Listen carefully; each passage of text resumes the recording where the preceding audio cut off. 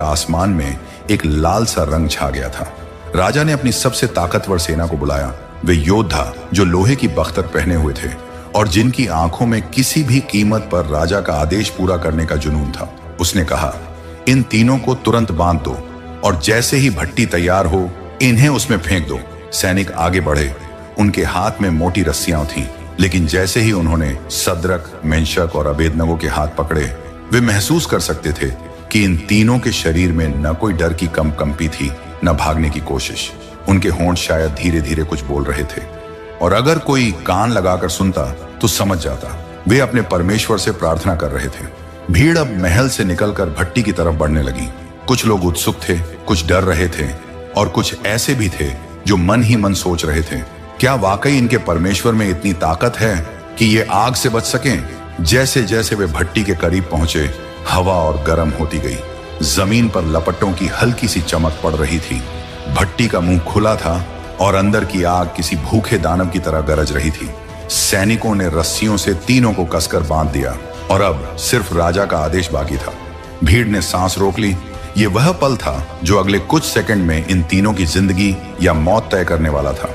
सूरज पश्चिम की ओर झुक रहा था, लेकिन बाबुल के उस हिस्से में जहां भट्टी खड़ी थी, सूरज की रोशनी की कोई जरूरत नहीं थी। वहां पहले से ही आकाश में एक लाल नारंगी चमक थी, भट्टी की लपटों से। उस दिन की आग सामान्य आग नहीं थी। राजा के आदेश पर उसे 7 गुना ज्यादा गर्म कर दिया गया था।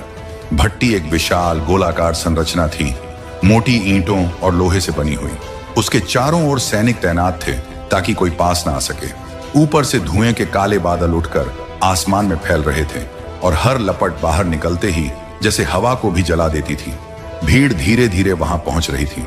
कोई अपने बच्चों को कंधे पर उठाए देखना चाहता था, कोई दूर से ही खड़ा था। कानाफूसी चल रही थी, क्या ये बचेंगे? नहीं, इतनी आग में कोई कैसे जिंदा रह सकता है? लेकिन ये तो अजीब है, इनकी आंखों में डर क्यों नहीं है? सदरक, मेंशक और अबेदनगो को भारी लोहे की जंजीरों और मोटी रस्सियों से बांध दिया गया था। सैनिक उन्हें दोनों ओर से पकड़े हुए थे, लेकिन उनके कदम धीमे और स्थिर थे, जैसे वे मौत की ओर नहीं बल्कि किसी वचन की पूर्ति की ओर जा रहे हों। राजा नबूकदनेस्सर सोने के शाही वस्त्र पहने अपने खास मंच पर खड़ा था। उसके चारों ओर अधिकारी, गवर्नर और सलाहकार खड़े थे। उसकी आंखें तीनों पर टिकी थीं और उसके होंठों पर एक ठंडी कठोर मुस्कान थी। अब देखते हैं किसमें इतनी हिम्मत है कि मेरे आदेश की अवहेलना करे। सैनिकों ने तीनों को भट्टी के ठीक सामने ला खड़ा किया। उस क्षण गर्मी इतनी थी कि पास खड़े लोग भी अपने चेहरे कपड़ों से ढक रहे थे। दूर खड़े लोग अपने मुंह पर हाथ रखकर सांस रोकने की कोशिश कर रहे थे। लेकिन राजा के सबसे ताकतवर योद्धा भारी बख्तर पहने आगे बढ़े। उनके चेहरे पर एक दृढ़ निश्चय, हम राजा के आदेश को पूरा करेंगे, चाहे कुछ भी हो। भट्टी के अंदर की आग अब पागलों की तरह गरज रही थी। लपटें ऊपर की ओर ऐसे उठ रही थीं मानो आसमान को छू लेंगी। गर्मी का असर ऐसा था कि भट्टी के आसपास की लोहे की सलाखें लाल हो चुकी थीं। एक सैनिक ने बाकी से कहा, तैयार हो जाओ। दूसरे ने अपनी पकड़ और मजबूत कर ली। राजा ने हाथ उठाया। यह संकेत था कि अब आदेश बस आने ही वाला है।